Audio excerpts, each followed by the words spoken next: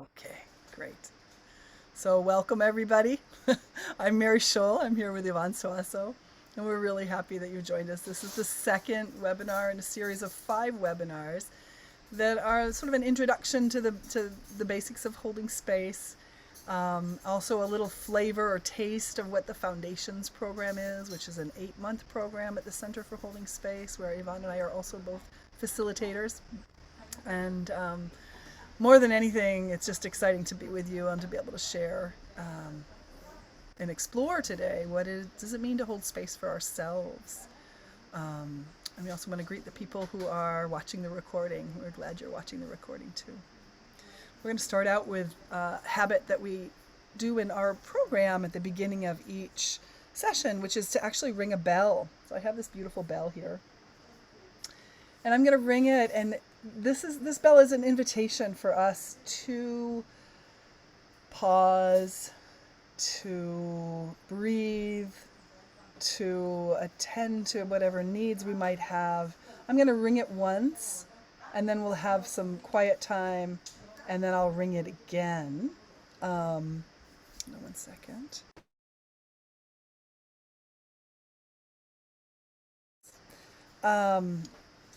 And it's just an invitation to give yourself some space to arrive.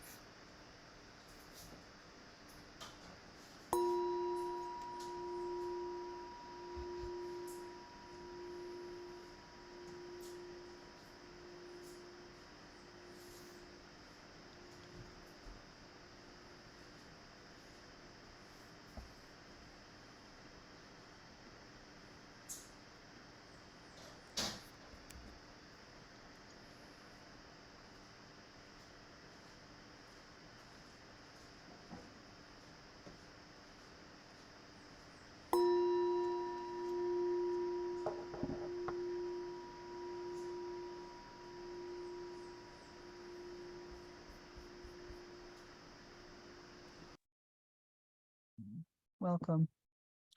The second little arrival activity that we offer usually on our calls and in our work is a poem or some kind of somatic exercise or something that to also bring us together and bring to our mind, our heart, our spirit, the topic that we're going to be working with today at some level. So today we have a poem by a woman named Carrie Newcomer, and I put it in the chat. I'm going to read it once, and then I'll invite Iván to read it again. I just want to check in quickly. Can you hear a fan in the background from my computer? Does it sound okay? Okay. I just turned. It's very hot here, but when I ring the bell, I have to turn my fan off. But I come back to the sound. Okay. Beautiful. This poem is called Showing Up by Carrie Newcomer. You are holy and sacred and utterly unique. Shoot, let me start that again. Did you hear that phone call? 1 second.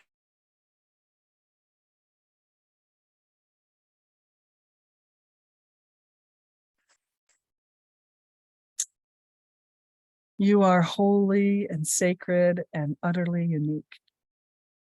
There are gifts you were born to give, songs you were born to sing, stories you were born to tell. And if you do not give it, the world will simply lose it. It is yours alone to offer, and no one can give it for you. And dearest, listen, because this is important. This wounded world needs all the songs we can pull from the air, every story that helps us to remember. It needs every single gift, large and small. And yes, dearest, this grateful world does rejoice every courageous time we are true to ourselves and our gifts. And so it is, dear heart. We embrace the song and our story and all our gifts because the world has such great need, because the world exceedingly rejoices, because there's no sadder thing than to leave this world having never really shown up.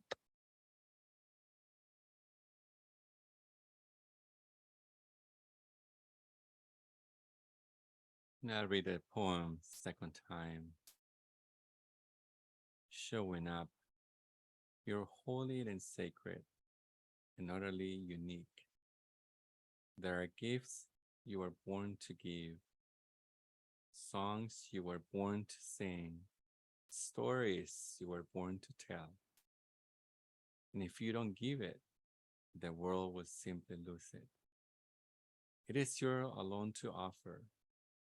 No one can give it for you. And dearest, listen, because this is important.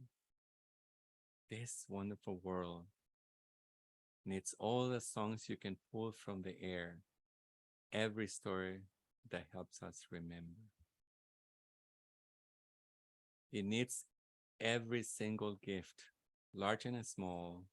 And yes, dearest, this grateful world does rejoice. Every courageous time we're true to ourselves and to our gifts. And so it is, dear heart. We embrace the song and the story and all our gifts because the world has such great need and because the world exceedingly rejoices and because there is no sadder thing than to leave this world having never really shown up.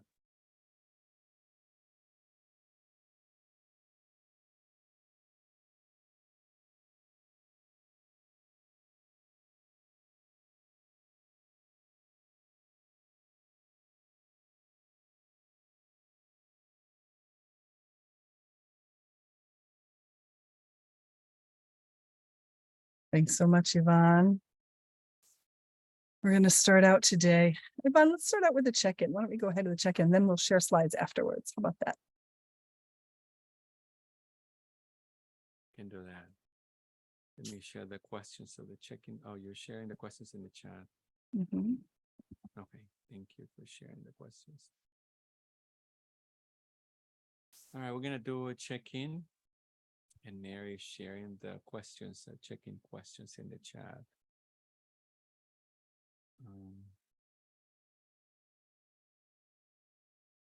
So, what I want 2 words that describe how you are arriving right, you are feeling right now, and or you can answer the 2 questions or one of them.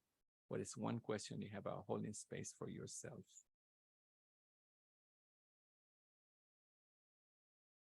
So I'm gonna say one. I'm gonna choose one person. I'm gonna share my answer and then choose the next person. So the next person answers one of the 2 questions and then chooses the next speaker. I am so And it's, grateful. Iván, one quick thing. It's okay to pass if you'd like to pass them. Right. Thank you. Yeah, it's okay to pass. Yeah, thank you. So one or 2 words that describe how I'm feeling right now. I'm grateful for the opportunity to connect with you all and learn from each other and holding space for myself. I think one of the reasons why I came across holding space was how do I create the conditions and hold space for myself? So I'm grateful for this work and learning from each other. And I pass it to Aziza. Thanks, Iván. Exact same things that I was thinking. So grateful for being here, for this, to all of you for creating this space and for offering these gifts of yours. And the actual question inside me is, how do I hold space for everything within me? And because I feel that to hold space for someone else, I also need to know how to do that for myself first, because I can't meet another until I've met myself in that way. So this is really something very, it's very precious for me. I will pass to Michelle. Thank you so much. I am feeling proud. I'm feeling proud of myself for taking the step to do some more learning. I lead a learning and development team, but I'm not often taking the time for myself to learn something new. My friend introduced the book of like holding space because my partner and I are going through some transitions, and he has been asking for the space and I have not been able to hold it adequately. And so I'm just proud of myself for taking the time for actually showing up today in the midst of the workday, and I'm grateful to be here with all of you. I will pass it to Patty. Thank you. I feel the same way. I think it's gratitude. I also feel proud of education because through education we can make difference, and it's not only the academic education, but it's also the inner one. So gratitude and proud to have the space to do that and to serve others in a possible way. And I pass it to Darcy. Thank you, Patty. Well, I am feeling that I belong. I'm feeling belonging. And that leads to gratitude as well, to know that I have this community that I feel it's just my place. So thank you for that.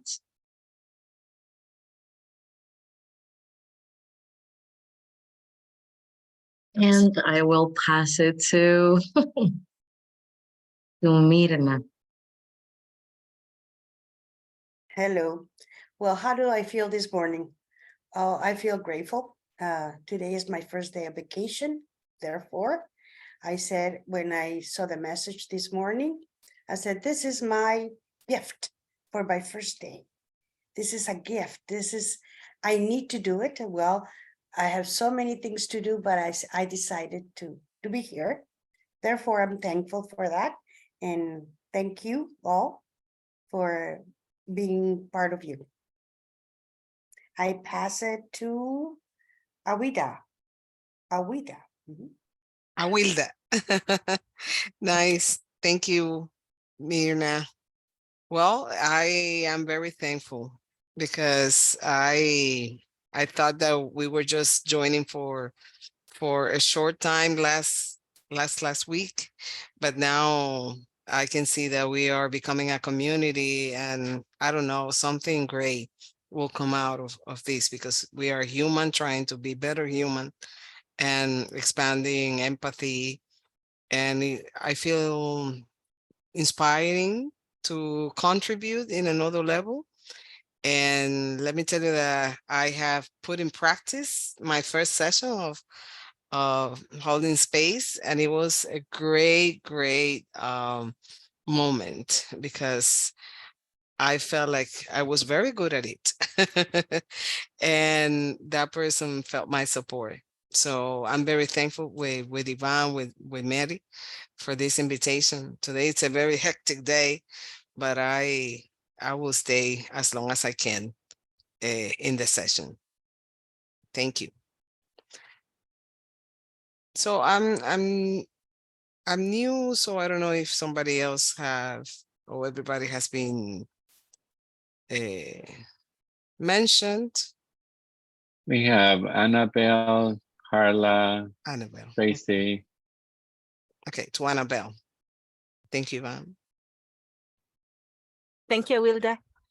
I feel grateful, and there are a lot of things that have happened to my life in the last couple of months, and it's just the hand of God. So I'm very grateful for everything that is happening, and having the space and the time to join you today. It is also part of God's hand that made a space in my agenda, and I was like, ah, yes, I can be there. So I feel grateful. And a question that I have about holding a space for myself is how can I connect the theory of what I understand to my practice and heart to make it part of me? Because sometimes we know things like how to eat healthy, like exercise, and we know it here, but we don't do it. And it is because it is not connected. So how can we connect everything that we are learning so we make it a practice and we become this person? And I will pass it to Tracy. Thanks, Annabelle. One or two words. I came in irritated, not anything to do with anyone in this room. And now I'm just grateful in the space of a well-held space. And so one of my questions, being somebody who holds space of varying types for a lot of people, including my staff, there are moments where I just need to walk away, and sometimes I miss them. And so that's a little bit of what happened just before this, is there was something that happened and I needed to walk away and take a few moments just to work my way through some of the emotion and the charge that was coming up. And so holding space for myself, back to the connecting from knowing into feeling when it's time.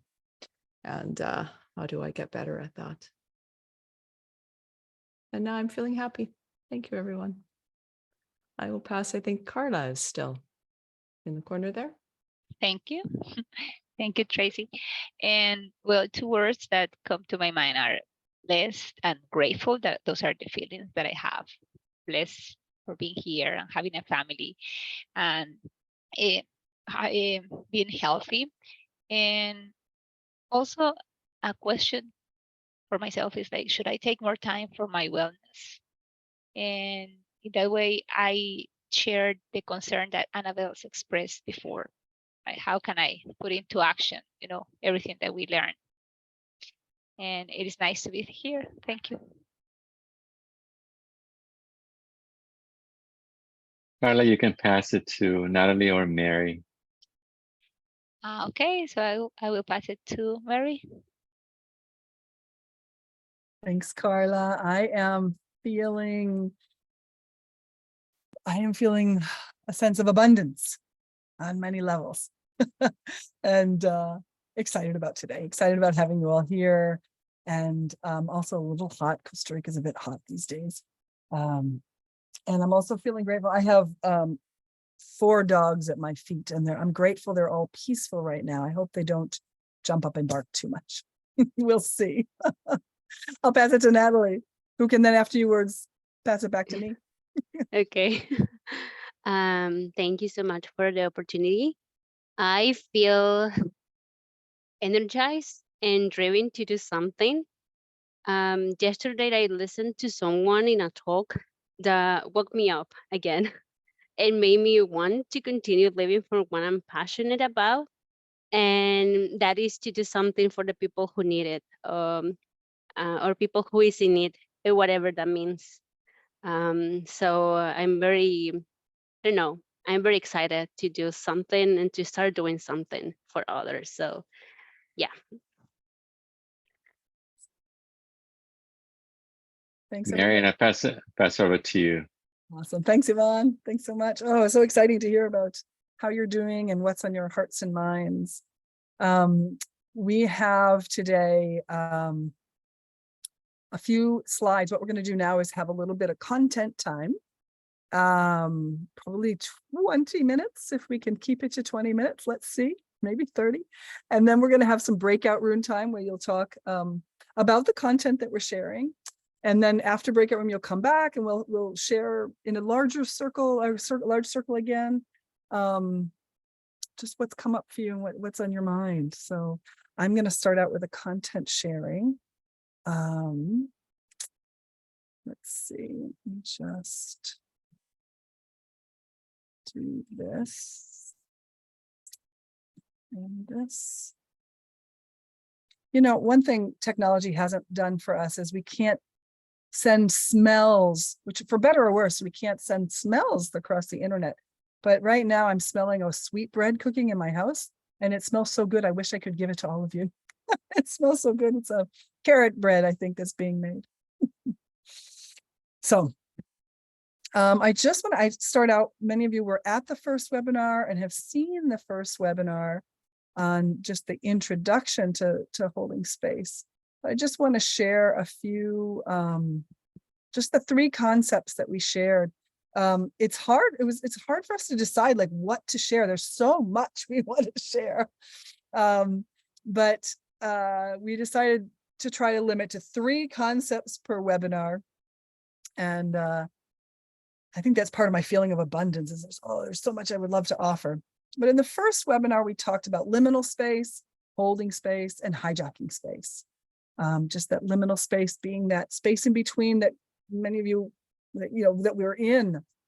And it can be a little liminal space, like trying to make a decision around what to do next. Or it could be a big liminal space, like a big life change.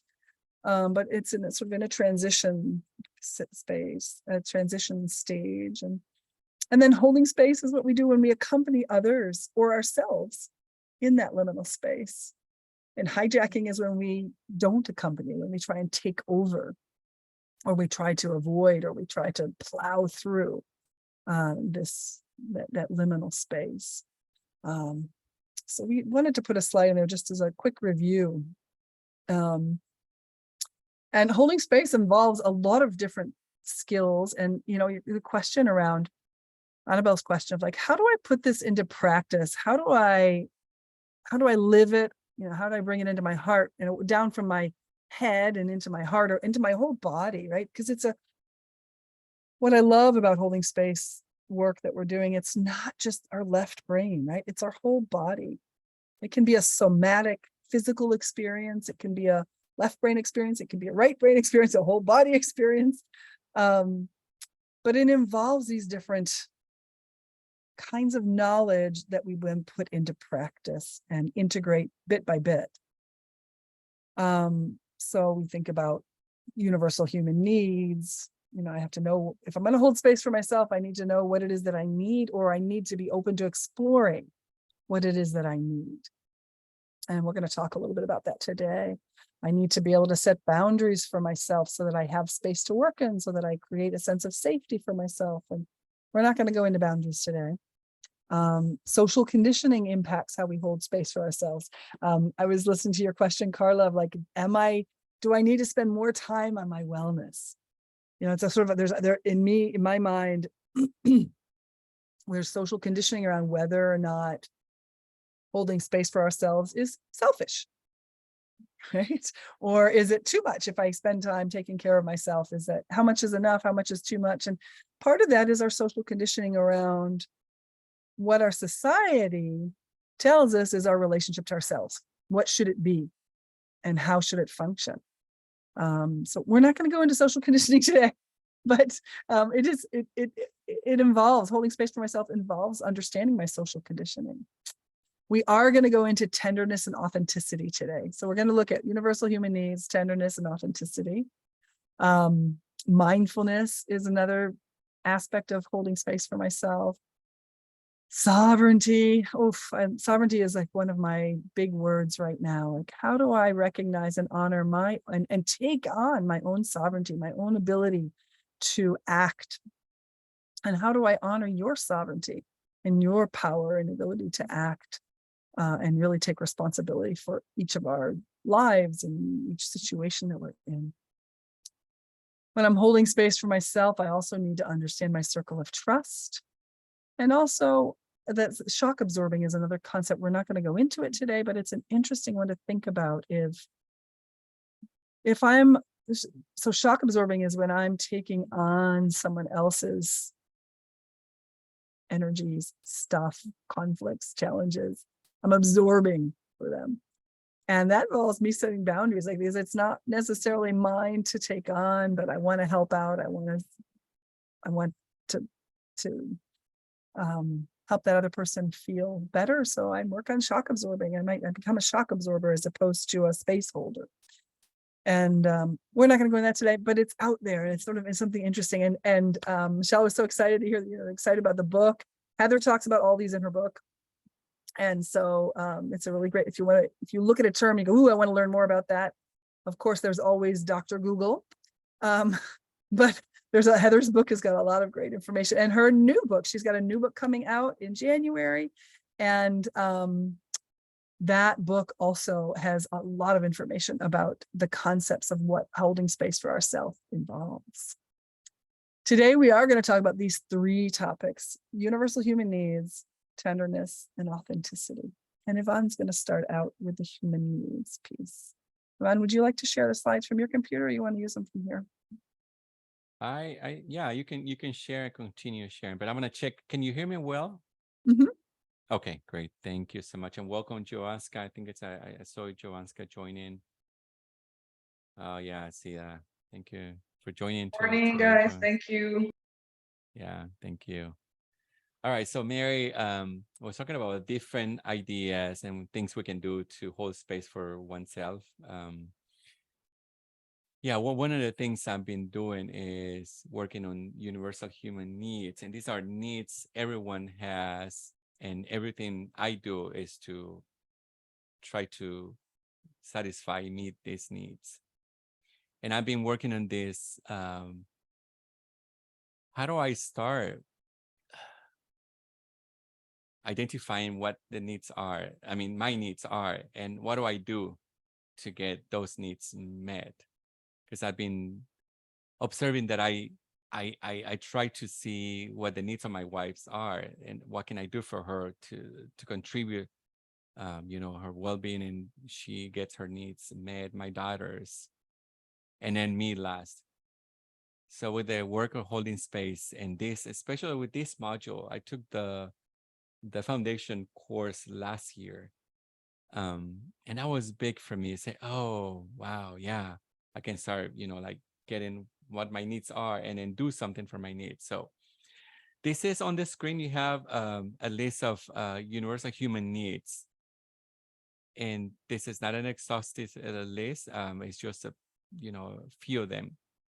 So in the chat, I'm inviting you to write what are 2 or 3 of these needs, things that you value, that are important to you, that you have more of in your life right now.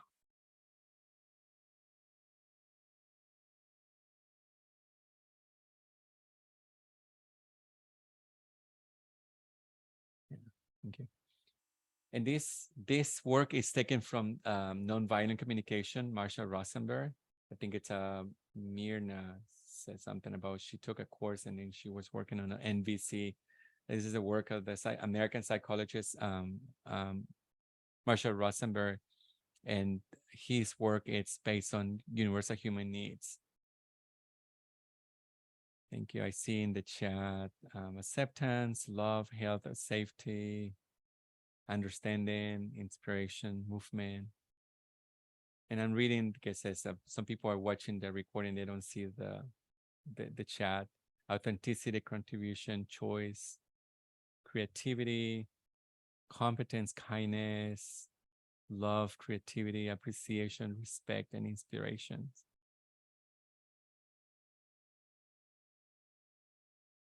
This is what we have a lot of right now.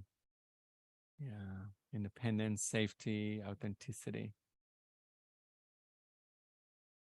Yeah, it's beautiful to see that. I also have safety, support, and inspiration. Yeah.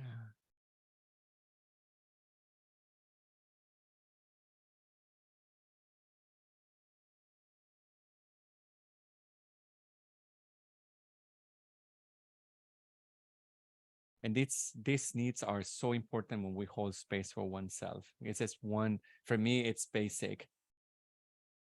If I want to hold space for somebody else, I need to understand what my needs are so I can hold space for myself, and I create the conditions for me to hold space for myself. So satisfying my needs.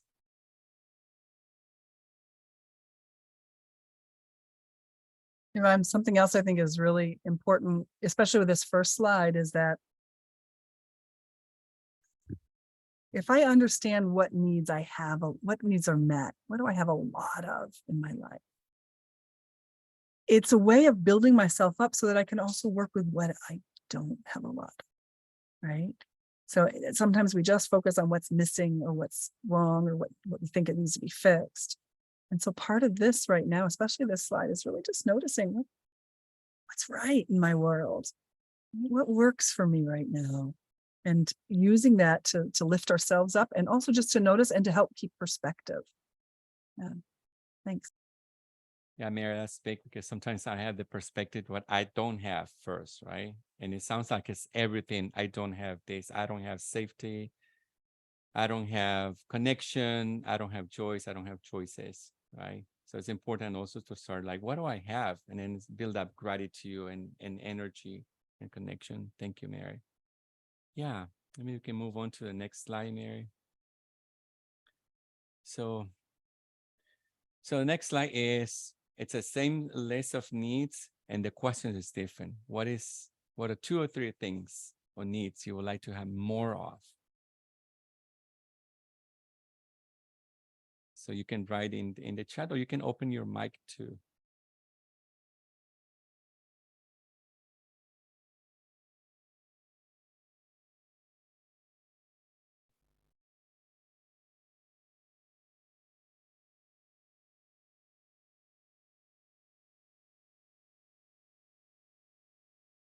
Yeah, more play, Mary. Your rights. Yeah, thank you.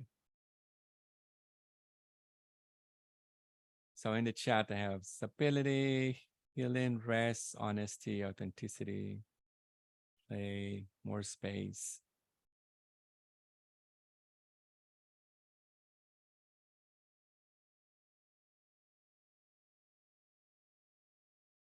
Safety, clarity, community.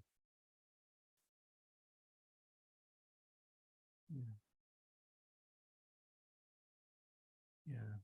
Mitchell wrote rest, movement, play. Mirna says understanding. Darcy says solitude, space, exercise, movement. Yeah, I hear you, Darcy.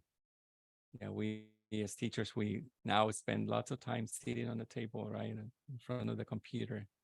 Yeah, Carla says order, play, and appreciation, and Alice says rest. Yes.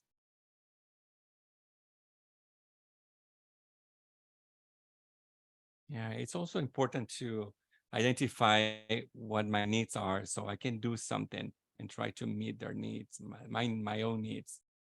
Yeah. And in the work of holding space, Marshall Rosenberg says that feelings arise when there is one or more needs are met or unmet. So feelings are pleasant and unpleasant because that's what they cause, right? So when there is a need that is unmet, let's say safety, it's unmet. So there are some feelings arising. So feelings are this way of inside, the input that is coming from inside saying, hey, Iván, there's a need or some needs are not met. And we need to do that. We need to meet those needs. And that's the principle of nonviolent communications, understanding the needs. The feelings arise when there is a need or there are more than one needs that are unmet or unmet. Well, I'm curious, Iván, maybe we can ask it quickly and then we'll move on to the next topic. But curious, how is it for you all to think about your needs right now and thinking about what you have a lot of, what you'd like more of? And I'm also curious, do any of you have, I know a couple of you have some experience with nonviolent communication, but I'm also curious, how many of you have experience with this framework about thinking about your needs? So maybe you could just raise your hand if you have experience with it. You could also raise your virtual hand. Okay, and for how many of you is it new? Great, thanks. And how is it for you starting to think about just what do you have a lot of and what would you like more of? How is that for you? How's that landing right now?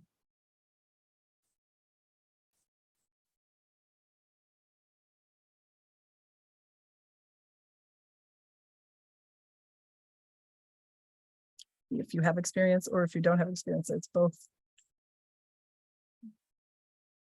Donovan. I don't have much experience, but when I saw the needs, I started kind of to assess the moment I am in, and it was very interesting because one of the things that I included in the needs that something that I need more is healing and rest, because I've been traveling a lot, and I had the flu, then I had bronchitis, then I had the flu again, and I haven't had like the time to rest and heal, and next week I'm gonna have like more time, and it's interesting to assess the needs and to fulfill those needs, because sometimes we see them but we freeze and we don't do anything. But when you see the needs, it's important that we act on it, and we take these actions in order to fulfill the needs and have this balance. Annabelle, that is exactly what we can do to put this into practice. That's your question. Right, that's exactly it. Take time to analyze your own needs and then act to work on getting your needs met for yourself. And sometimes sometimes I can, when I slow down and I do this for myself, so I'm holding space for myself and saying, wow, what do I need? Sometimes I can do things for myself, and sometimes I might make requests of other people to help support me. But at least it's this first step of that I have to do only for myself. I'm the only one who can tell my story, is in our poem, right? About what it is that I have and what it is that I need. That's part of my story. I'm the only one who can tell it. So if I hold space for myself, then I'll be more adept at either doing something for myself or requesting support from others. So thank you. Would anybody else like to share their impact of thinking about their own needs? Awilda? Well, let me tell you that when I started including my needs, everything changed. My whole perspective changed. Because I have to admit that I'm the kind of people that it's always all the time thinking about the needs of everyone, trying to meet the expectations for a number of things. So when I started saying, okay, what I need right now, I started to be like more with myself. And it was a wonderful gift I received when I did my course there in Espiral Mana. And from that day on, I start conflict. I also understood something. Conflicts is a necessity that has not been met. Conflict are necessity that has not been met. So I see many people a day, teachers, parents, students, and I just sit down and I ask myself, what is his or her need that has not been met? And I even have my list here. I have my list here. So whenever something's coming, I just put my list and I start like watching and seeing my list. And it has made it easier for me, really. And in the way or the other, the strategy of holding space is related with this, with make it visible for the person. What is the need? And then sometimes they find their own answers. So this is what the needs, it's for me. It's a wonderful strategy for me to identify where I am and also to help and be supportive in some conflicts resolution. Sometimes difficult conversations, I have solved it in a very productive way, just seeing the perspective of needs. And I recommend everybody to have their needs, the list, the feelings and the needs. Thank you, Mary, for so much. That's sweet. It's nice to hear also as an experienced person too with this, having just that strategy of having that list. And Iván, maybe can you find a list of human needs? We've got a gazillion someplace and can do put it it. in the chat Yeah. for everybody. For those Oh, that nice. We can update. Yeah. I also, yeah, that's sweet to hear. Gonna I move like to, forward. Yeah, I'd like to share what Wilda was saying is so connected to what Tracy said in the chat. Tracy said that that gave her insight into why she's irritated. So beautiful to see, you know, instead of labeling and judging, saying, oh, what's going on? What do I need? Yeah. And what can I do to satisfy those needs? Yeah, thank you. Yeah, exactly. No, thanks, Iván. Exactly. I'm going to move forward to tenderness. It's just a little tasting of all of these aspects of holding space for ourselves. And tenderness is a theme that Heather's been writing about now for a while. She wrote, well, I guess last year, she wrote a free ebook, which later on we'll give you a link if you would like it. It's called The House That Tenderness Built. And she has a new book coming out in January about holding space for oneself, but it's really based on the idea of tenderness and how, so rather than giving us one more thing to do, like, and sometimes when people hear the word self-care, it's like, oh, I don't have time for self. It's like one more thing I have to do. Heather's been talking a lot about this way of being. And it's a way of being tender. So thinking a little bit about how to embrace something rather than fight it. How can I be kind and gentle with myself? When Heather started talking about it, we also started diving into like, what's the difference between kindness and tenderness? And there's this book by Christy Hardwick about radical self-tenderness, which is really beautiful. And she offers that kindness is when you're doing it, you're like say uplifting or nice things to each other. I don't know if I totally agree that I can be kind without being compassionate. I guess I can, although I think of when compassionate acts are really founded in a sense of kindness, but it's more on a surface level. You could do it out of duty, out of what's expected. But this is the interesting one for me, being kind without being vulnerable. I can be kind and not be vulnerable.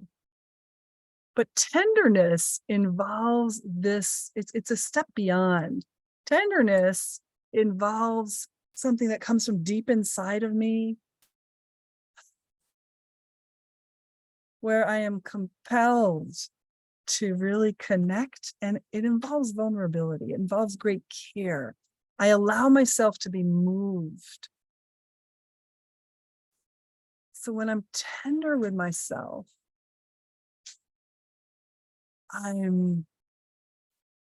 it's much deeper than just being kind to myself. So in Heather's ebook, it's really sweet. It's A House That Tenderness Built.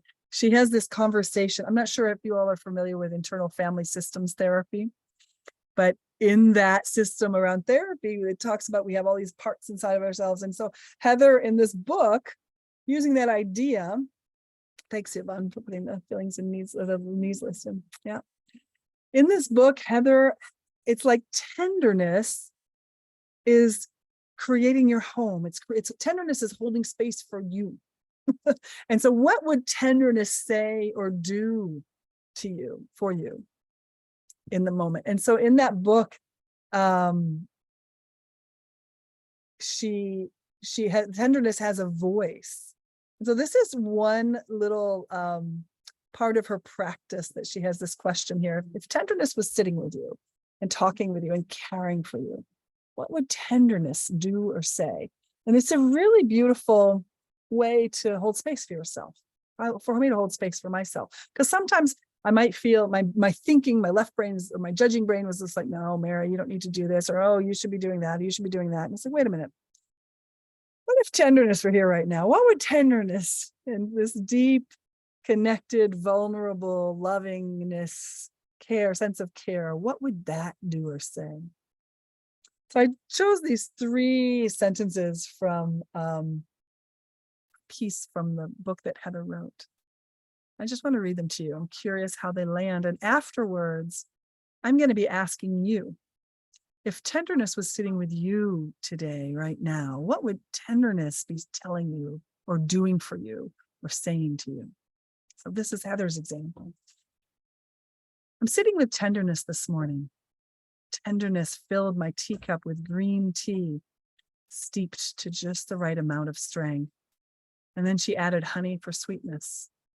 Tenderness invited me to sit near the window where the sun shines in. You need vitamin D, she said, and warmth.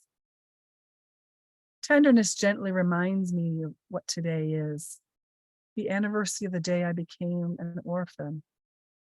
Tenderness knows even adults become orphans when they lose their mothers.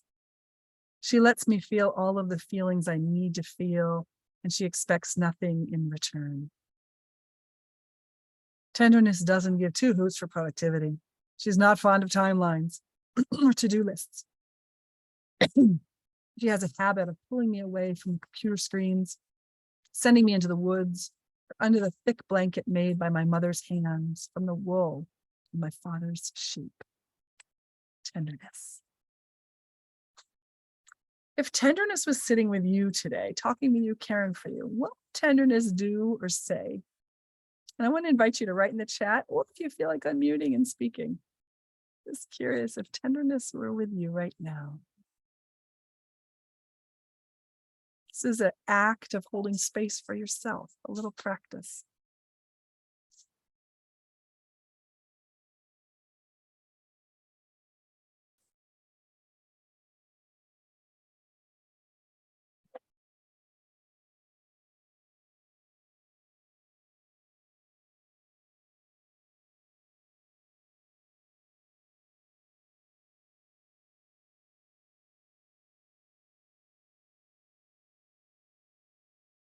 And one other way to think about it is, if you wanted some help thinking about it, when you were thinking about what needs you'd like more of, how would tenderness support you in getting those needs met, one of those needs met? What's one a small action? Doesn't have to be a big action.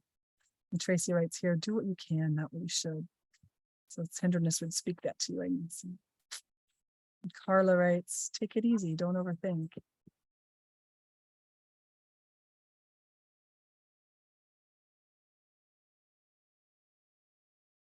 Annabelle? Before this session, I was in a meeting with my coworkers. I was accepted for a PhD program, and today was the meeting to like a farewell online meeting. And I think that if tenderness was sitting with me, she will say that to embrace the moment, because everybody said very kind words to me. And they also mentioned how when they started working in the company, I was kind of the first person who said like, hi, my name is Anabel, and if you need something, I'm here. And how even though we get mentors when we enter the company, I was kind of like the unofficial mentor of everybody. And it was very nice to hear everything. And I think that it's important to take the time and just absorb all the kindness of people. Thanks so much, Annabelle. Congratulations, and may you enjoy absorbing that time. May you enjoy that. Let tenderness guide you. There's some beautiful comments in the chat here.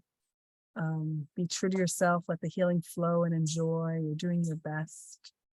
Jovanska writes, I would say I'm already doing enough. Tenders would say, you're already doing enough and what's needed to contribute and support the life of others and your own. So let go, let concerns about the future, let go, since what I'm doing in this present moment is already building the future achievement. Tenderness says to you, to Mirna, stop, feel, see, listen, taste, and breathe. Yeah. For me, tenderness, I think, would say it's okay to let go of a work thing so that you can play a little bit. Play with something. Thanks. And Iván put the link to The House That Tender Was Built. That's a free book. All you have to do is sign up for it, and then you get a link to the PDF of it if you're interested in doing more. I want to move forward to authenticity just for a couple minutes, then we're going to go to breakout rooms. Oh, Natalie, I'm glad that tenderness will hug you. When do you feel most authentic? Because part of our holding space for ourselves is really being able to recognize and touch into our own authenticity. So I'm just curious, you could write in the chat. When do you, or you could unmute and speak, when do you feel most authentic, and how would you describe the conditions that exist when you feel most authentic for you? So for me, I know that I feel authentic when if I feel like I'm in a flow state almost. That feels really authentic to me. How about for you all?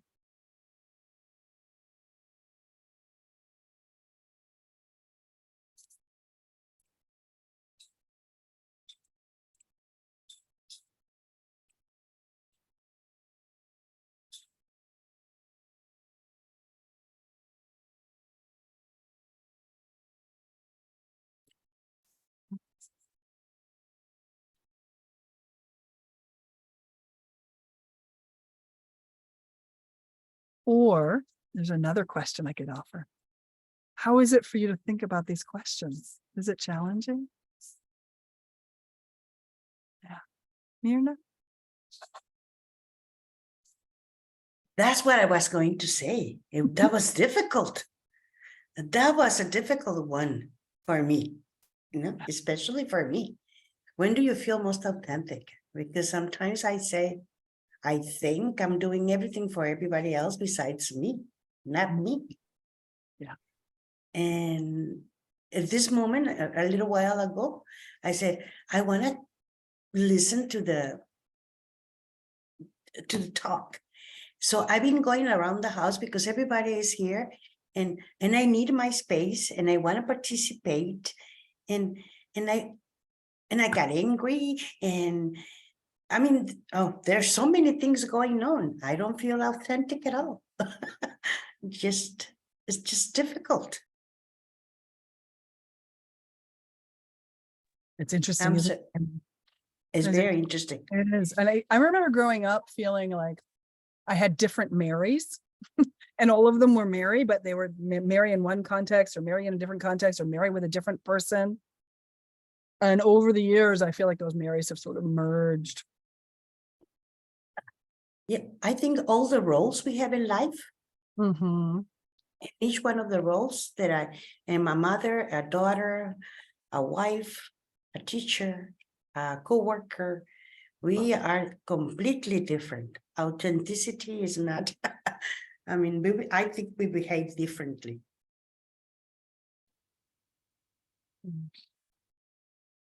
So in our chat, Mirna writes, when I'm alone in unity, meditating or being mindful. Yeah, absolutely. Like when I'm really in the present moment, that's so me, right? And Carla writes, definitely challenging questions. I feel most authentic when I feel belonging without judgment. I feel home. Yes. Aziza, feeling free from contrasting needs at the same time. And Patty writes, I feel more authentic when I'm alone, when I'm with flow with things that live in love and presence.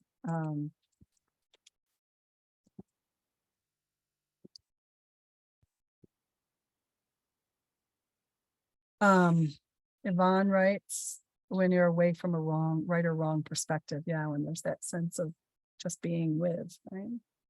Let's take a look at a few of our slides that may give us some interesting things to think about in terms of authenticity.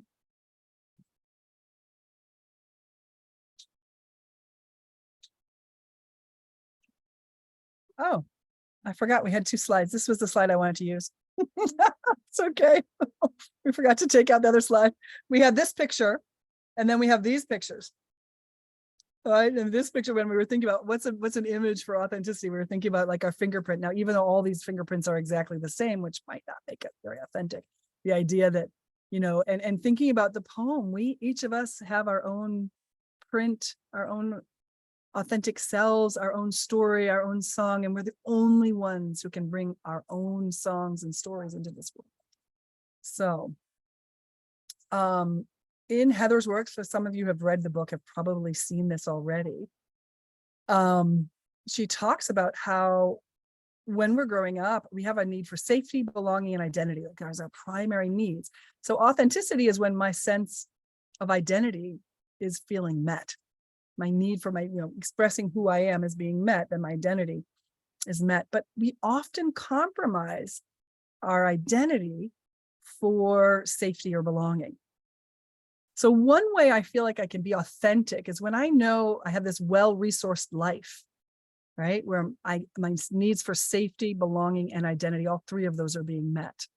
And it was interesting, a number of you wrote in the chat about like when you're alone, you can feel authentic. Wow.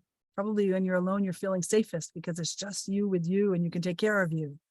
When I start to, I'm guessing, right? That when I get with other people, then my self gets divided and my brain starts thinking about what their needs are, what my needs are, and how and so it might be harder to be authentic, right? Also, people might be putting pressure on me to be different in order to belong. And I want to belong. So then I let go of my identity so that I can belong, right? Or societal pressures about how I should be in order to belong, or what I should be doing in order to be safe. And so I do those and I sacrifice my own identity in order to do that. And I don't have as well-resourced a life. So here's another sort of example, when I feel threatened and my safety is priority, then I devalue, I deprioritize belonging and identity, right? Which I might see in being afraid to have relationships or being isolated from a community, or maybe I even abandon myself and others. When belonging is under threat, then I'm gonna do what I can to belong, and I let go of my identity and let go of safety, right? So if I'm anxious or maybe I'm trying to show up bigger than I actually am, right? That's not my authentic self, but I want to make myself bigger because I want to belong, right? That's or maybe I don't trust my own opinions or my own beliefs because I'm not sure they're the right ones in order to belong. So when belonging is under threat, my safety and identity become compromised. If my identity is under threat, then if it's to the extreme, it might come up as self-absorbed, narcissistic behavior, or I become just really self-centered. And the relationship only works if it revolves around me, right? Because I really have to focus on me and my identity. So the idea of, and if they're all under threat, that makes for a challenging life. It makes for a challenging life. And trauma, which we're not going to go, trauma is another interesting aspect of holding space for ourselves. And it's a lot bigger than this webinar, but it's something that is something to think about. Like and if we think about our nervous systems, when our needs are so big, when our needs for safety, belonging, and identity are all under threat, that's really going to stimulate our nervous system, right? Puts us on high alert, and it makes it harder to make good decisions. Right? So I really need to hold space for myself. And I'm going to jump ahead a little bit here to, this slide too, thinking about it's impossible to prioritize all of these at the same time. So when Iván asked you, sort of, what would you like more of? Do I need more safety? Do I need more sense of belonging? Do I need more identity of these primary needs? And if I need more of all of them now, that is a lot. And it often leads to the abandonment of identity. We tend to focus more on safety and belonging and let go of identity first, just because I don't know why. That's something that happens. And people looking back on like my life decisions, I can totally see how I was in a graduate program. I was in a doctorate program. Good luck, Annabelle. And I had a lot of conflicting feelings about how it was organized and how people were teaching. But I was afraid that if I said anything, that I would be criticized or thrown out of the program. So my sense of safety was so big I let go of my sense of identity and my truth to what I think is helpful learning. So that's just a little example of it. So the challenge is, how do we get to this place where we can have well-resourced lives? And that leads us to this sense of authenticity. So I want to send you to the breakout room conversations right now. I'm going to ask Iván to put these questions in the chat. Iván, I already have the breakout room set up, so we're good for that. And we're going to take about 10, 12 minutes or so with groups of 3 to talk about what is on your mind and heart right now, what comes up for you around these 3 topics of universal human needs and tenderness and authenticity, and what story of your own has come up for you. You're thinking about holding space for yourself that you feel like sharing. And of course, we have about 12 minutes, so I hope you strive to hear everyone's voices, and I hope that you enjoy it. I'm going to send you off in just a minute. As soon as those questions are in the chat, I'll open up the rooms and send you on. And if you want to take a screenshot of this, that might be another way to hold those questions. Feel free. Oh, they're in the chat. I hadn't seen it. Thank you. All right, I'm going to send you off. If you need help, let us know. Enjoy your conversations.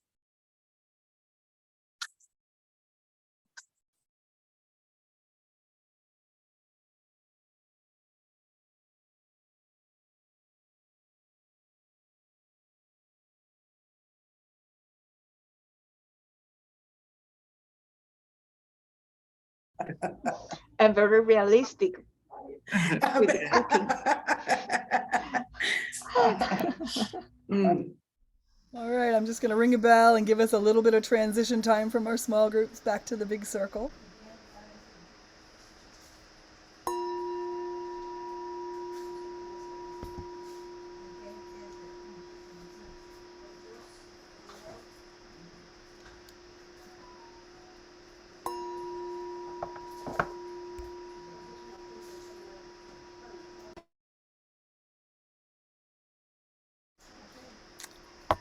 All right, welcome back. Welcome back. What would you like to bring to the big, even though we're little rectangles on each other's screens and we're in a rectangle, in my mind we're a circle. What would you like to bring to this larger circle from your conversations or from anything that's happened today? And you can just unmute and speak or raise your hand. Either one is okay. Or write in the chat as well.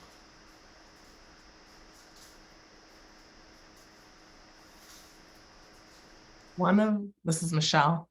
One of the things that I brought to our group, a question that I have is what is the difference between tenderness and self-compassion? You talked a little bit about tenderness and kindness. I have been learning more about self-compassion, which was like a new concept to me. And it sounds similar to tenderness. And so our group was just wondering if other people here had thoughts or reactions on how those two might be different. I can certainly offer my thoughts based on my experience. I don't. There could be other ways of looking at it as well. There are different ways of looking at compassion and what it is. I see compassion as when I'm acting from a place of empathy, and that I'm actually doing some sort of action to either help relieve suffering or celebrate something in life. And so to me, I kind of think about it as tenderness to me is like the gas in the self-compassion car. You know, it's a way of being that guides me in being self-compassionate. That's kind of how I see it. How about somebody else?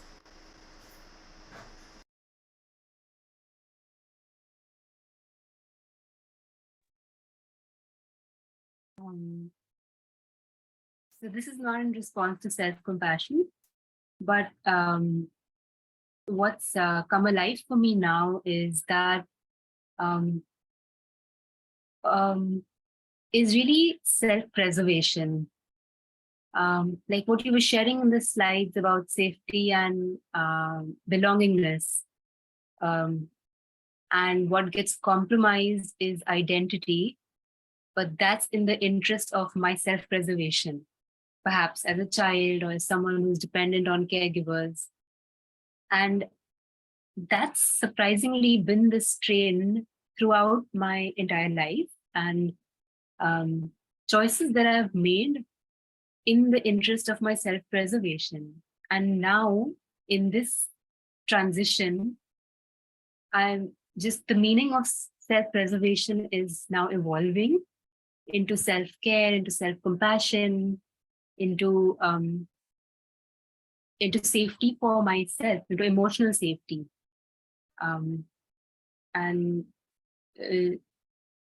Yes, just the provider has become me, instead of looking outwards for being provided with those things. So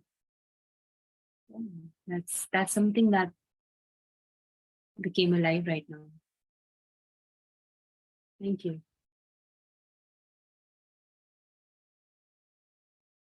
Thanks, Asisa. Yeah, that's empowering. That gives you a sense of agency and power over the things that you can do for yourself in your life.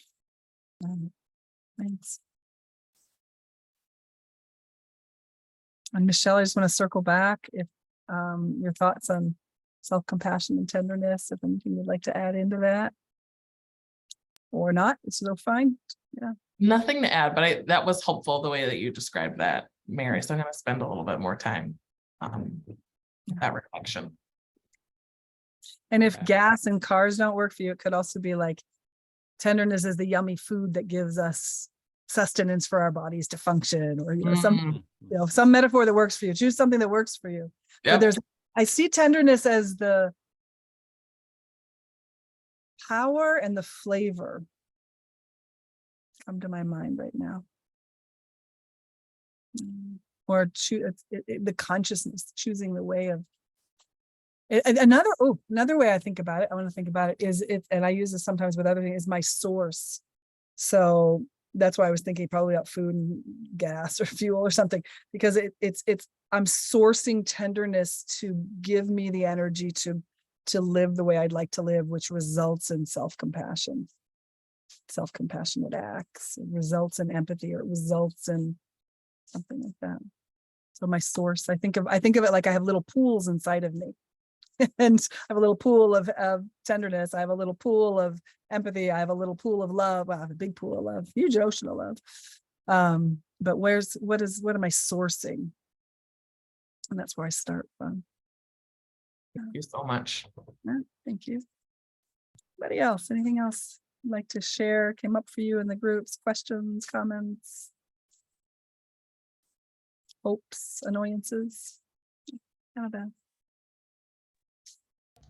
Well, Mary, for me, this is the first time I'm here, but I think this of identifying needs, it's quite a first stage in order to become more authentic, because and not only the needs, I guess, but also to discover what your potentiality is. It's not only your weakness, but also your strength. And that makes you strong. Makes you see yourself in another perspective. And also identifying that specific needs takes you to a time when you have to look for strategies and to be more conscious of your own acts and yourself. Oh, beautiful. Thank you for that. And did Annabelle? There's Annabelle. Yes. We were with Darcy and Carla discussing, and the question was what was in our mind, and we all three talked about authenticity and how like we were considered rebels because we were trying to keep our uniqueness in a world that sometimes believes that leaders need to be like strict and the iron fist. And when society wants to push us to be someone else, to fill one position, and we were trying so hard to keep being ourselves, and that's why we were considered rebels. And there is a quote that I love that is Dr. Seuss that says, "Why fit in when you were born to stand out?"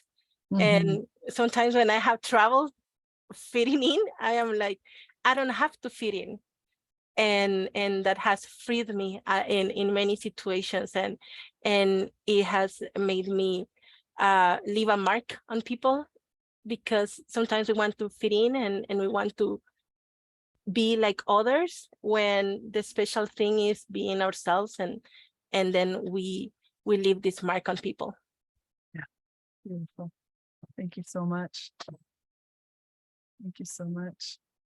All right, we're Amy. coming towards the end of our hour and a half. Did somebody want to add it in, Iván? Yeah, I just share a link in the chat, a blog from our website, the difference between tenderness and kindness. Oh, If you're awesome. interested in reading and exploring more about tenderness.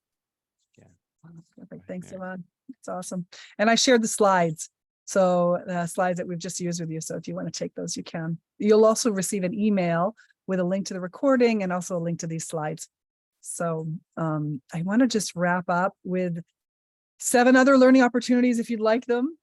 We have the online foundations course. Actually, I'm going to go through the slides while I do this. The foundations program is an 8-month program. It's a call like this once a week with different content, 5 modules. If you're interested in more, there's a lot of information online. You could also set up a time to talk with Iván or myself or Nam, another facilitator in the program, and we can talk to you about it if you're interested. There's also a new course that Heather's just put out there called Full Bodied Life Course in Community, and it's about tenderness and freedom, and she's got some beautiful content. She's traveling around the world for a year, and she created this self-study course as a sort of from her experiences from that.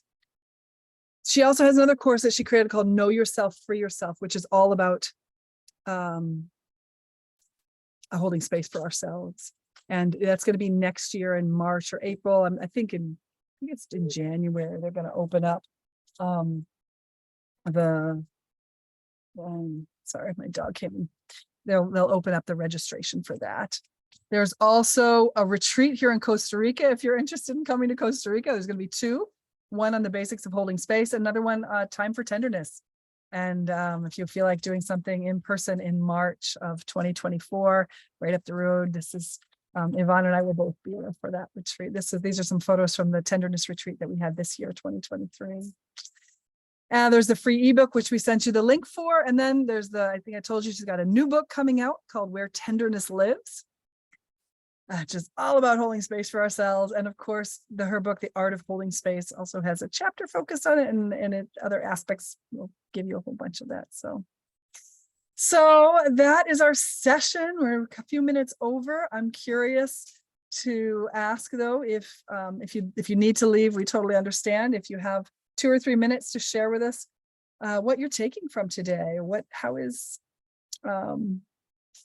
is it that you're taking? Thanks, Michelle, if she's already left. Sure. Yeah. Anything you're taking from today? Anything you'd like to share? I'm taking the concept of tenderness and the difference between empathy. That I thought that it was similar, really, but I could see the real difference on both. And so much information. I didn't know that there's a website. This is marvelous. This website of tenderness. So it's a great place to explore and keep growing and understanding more. And there's a free ebook, The House of Tenderness Built. Thank you so much for this. I'm taking something to read, something to listen, and something to practice. Thank you. And thanks, Annabelle, about being brave to show up yourself and hold space. It's great. I'm taking authenticity. To me, today was something that I think I'm having problems with that. Mm, My goodness. Well, Okay, something to think about. Thanks, Mirna. Thanks, Darcy writes, curiosity to learn more about the difference between kindness and tenderness. Beautiful. Thank you for joining us. I am going to invite the bell as a way of closing.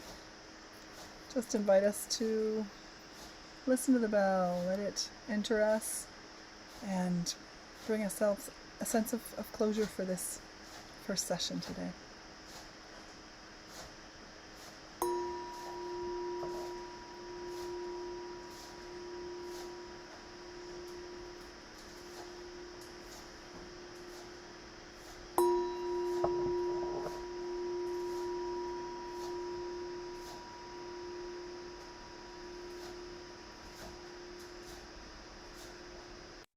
Thank you all so much. Thanks for joining us. Thanks. Thank you, Iván. Thank you so much you. for Thank everything. you. Thank See you. Have a next wonderful time. day. Thank you. Have a Thank And a wonderful wonderful day. week.